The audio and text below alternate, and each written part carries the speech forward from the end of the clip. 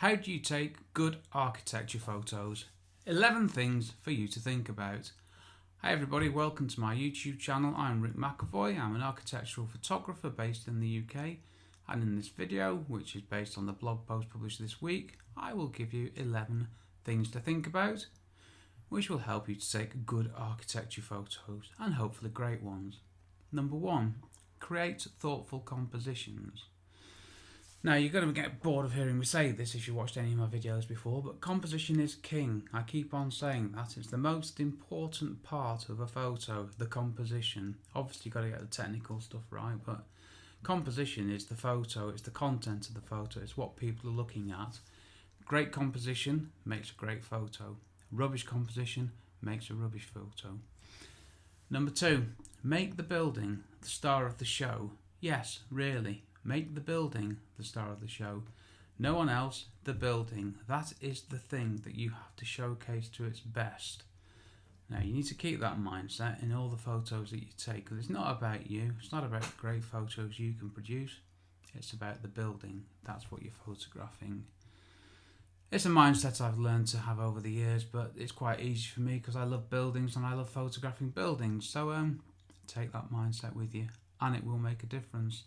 As arty-farty as it sounds. Number 3, sounds like a contradiction, but provide context. Sure, you're making the building the star of the show, but where is the building? What does it relate to? What's significant about its location? Let me give you an example. If you're photographing one of those lovely waterside buildings in sandbanks, you need a photo that reflects that places it, that gives it context. Otherwise, it could just be a nice house anywhere with a view of the sea. So get the context there, very important. 4, understand the building and the design. Now, I'm a bit of a geek when it comes to buildings and architecture and construction, so I'm not too bad at this, but what you can do is ask the architect, the owner, whoever it is, the agent, what the key features of the building are, because every building has them. And some buildings have some unusual features that you need to capture and convey. So take a bit of time to understand the building. It might sound a bit odd, but once you start thinking about it, it will begin to make sense. Trust me. Number 5, try not to include too much. I've said add context, and I've said fill the frame. And filling the frame is a really good way of excluding other things. I don't have the little building like that with, I'll come back a bit, with masses of stuff around it. Get the building, contextualize it, but fill the frame with it. This is something that it's just something that I do that's evolved over the years being an architectural photographer. I don't crop in anymore because my compositions are quite full, the buildings are prominent. You know what I'm photographing when you look at my photos. So try not to include too much. Number 6, explore the details. Now, I use a telephoto lens in my architectural photography. What, a telephoto lens? Yep, I do, to get in close, to get details, because these can give you really interesting, unusual and different images. Close-ups of patterns of where two materials meet.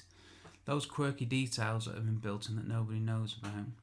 And also you can get a different feel to a photo with a telephoto lens, but when you've got the main photos that you need, have a look, see if there's anything interesting there, any details that you can get some good photos with.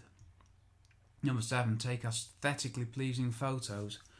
Really? Yes, really. Take aesthetically pleasing photos. Make them nice photos people prefer looking at to not nice ones. How do you do that? Well, it's a combination of I'll read actually what I wrote in the blog post for this one. It sounds obvious, but it still needs saying. You can take unflattering photos of anything through a combination of composition, viewpoints, focal length and aperture. That and sheer bad photography. So remember, the building is the star of the show, not you or your camera. 8, think about the light. Well, photography is drawing with light, so the light is very, very relevant. Composition's king, but light gives you a composition, so the two work hand in hand. Right then, so on my architectural shoots I don't get the luxury of time. I can't always, well, rarely can I pick a time of day. I'm given a time, and that's the time I have to do it, and I have to work the best I can. So I have to work out where the light is, in what directions, and plan my shoot accordingly. That's the best I get normally. I don't get to do photographs of buildings at sunrise or sunset because that will cost extra, and who wants to pay for that? Because you don't really need it. It's just nice to have, isn't it? Interior shots. Now, these can be hugely impacted by the light, but one thing I will say, turn the lights on in a room, and that gives it, it's for in a house, say, if you turn the lights on, you get that warm, homely glow. A little bit less so now with LED lights, but you still get that homely feeling, which is nice. 9. Try different viewpoints. High, low, left, right, up, down, inside, outside. Shake it all about. Just try different viewpoints. You need to get the main shots, the mandatory shots, but then put your camera on the floor, put it on a painter's pole, and do all the bits in the middle. You might get something really good. You might not, but hey, that's life. Play with the weather. I say play. I'm in England, so our weather is 75% rubbish, 25% nice, but due to change any time to rubbish. So yeah, I plan the best I can for the weather, but I end up on the day. That's it. I make the best I can of it. If the weather's rubbish, as long as it's dry, I'm okay because I can change the sky. Check out sky replacement on my website, rickmcavoyphotography.com. 12. Technical correctness. Yep, I know I said 12. Sorry, I know I said 11. See, I was trying to read ahead then, which is always a mistake. I said 11 things, but I wanted to add this final point. As an architecture photographer, you have to take technically correct photos. This is a given. What am I talking about? Correct exposure, tack sharp focus, verticals vertical, horizontals horizontal, building proportions correct, realistic photos, accurate processing. Right, that's it, I'm done. Check out my website, rickmcavoyphotography.com. Also check out my splendid podcast, Photography Explained Podcast. The website for that is photographyexplainedpodcast.com. I know, where do I come up with all this stuff from? Thanks for watching, and I'll see you on the next video. I've been Rick McEvoy. Cheers from me, Rick.